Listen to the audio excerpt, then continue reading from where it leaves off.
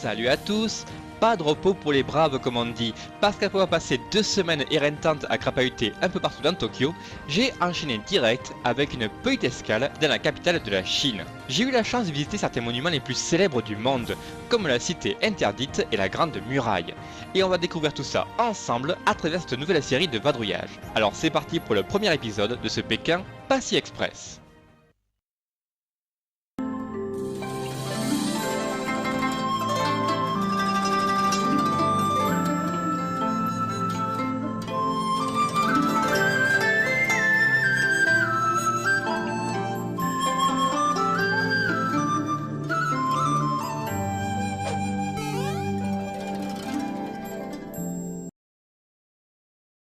Alors d'abord, voilà quelques chiffres pour vous situer rapidement.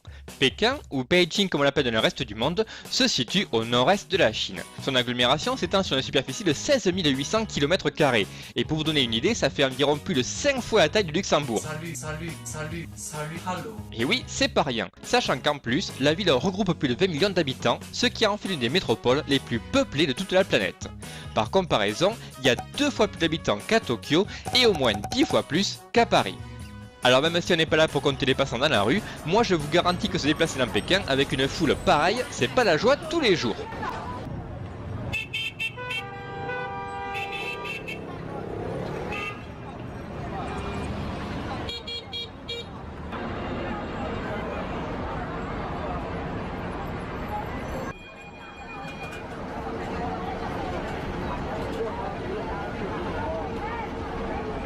Mais regardez-moi ça quoi, comment tu veux que je traverse la route quand t'as le bus qui s'est arrêté en plein milieu du passage piéton? Ah mais vive le code de la route quoi, sans déconner! Bon, pour éviter tout ce bazar, le plus simple, c'est encore de prendre le métro. Mais déjà, il faut arriver à s'y retrouver sur le plan, et comme à la surface, vaut mieux prévoir de partir suffisamment en avance pour anticiper les bouchons. Heureusement, Pékin c'est pas juste Fast and Furious H24, et il y a plein de petits quartiers agréables à visiter, loin de la foule et des gaz d'échappement.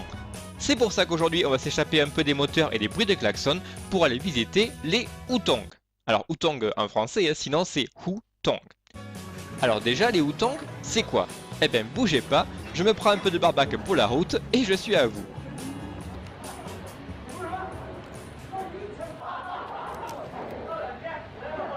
Alors pour faire simple, les Hutong, c'est des vieux quartiers traditionnels de Pékin. Un dédale de petites ruelles et de passages étroits entrelacés qui servent de séparation entre les bâtiments. Les Hutong abritent le plus souvent des maisons à cours carrés et aux briques grises, qu'on appelle les Sereyuan, dont certaines datent déjà de plus de 800 ans.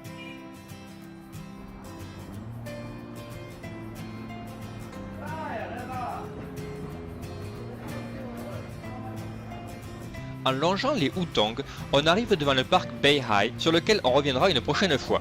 Et toujours en longeant le parc, on peut suivre le cours d'une rivière, où les habitués viennent profiter d'un peu de quiétude, loin des grands boulevards et des quartiers plus animés.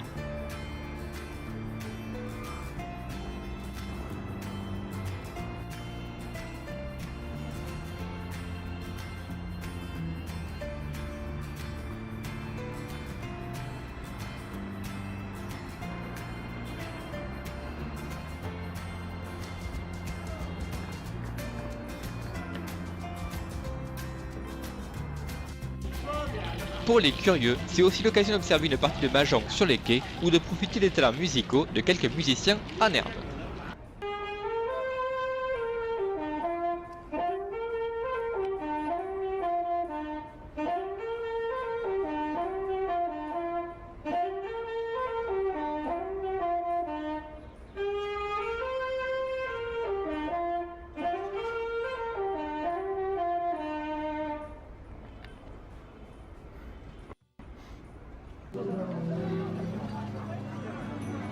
Malgré un plan de protection du patrimoine, les Hutong sont en déclin et leur nombre diminue très vite pour laisser place à des bâtiments modernes et autres centres commerciaux.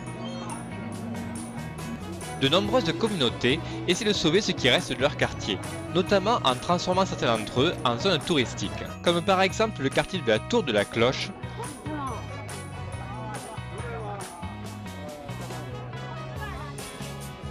et celui de Shichahai, un quartier touristique très populaire à Pékin qui comprend 3 lacs différents et plusieurs ponts anciens. C'est d'ailleurs par là que se trouve mon hôtel.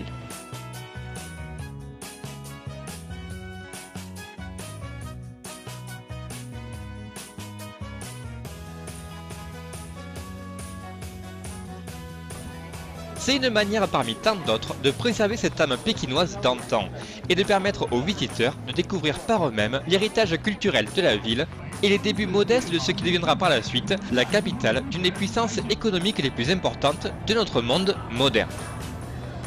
Voilà, j'espère que vous aurez apprécié cette petite balade dans les rues de Pékin et je vous dis à la prochaine pour un nouvel épisode. Ciao!